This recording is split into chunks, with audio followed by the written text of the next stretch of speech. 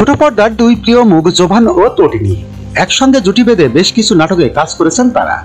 এবার এই দুই তারকা বাধ্য হয়ে করছেন বিয়ে।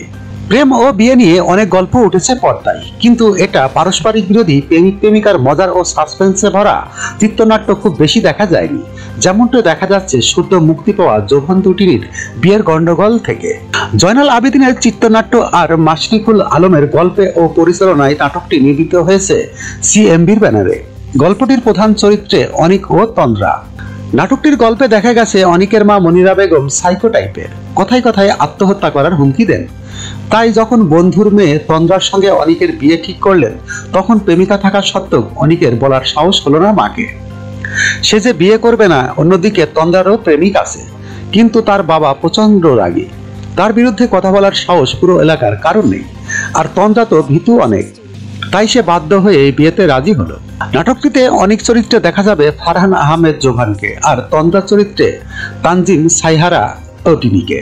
নির্মাতা মাশরিকুল আলম জানান, নাটকটির গল্প তো এখন সবারই জানা, তবে আমরা চেষ্টা করেছি প্রেম আর ঘর পালানোর গল্প নিয়ে এমন একটা ভিন্ন মাত্রার গল্প দেখাতে।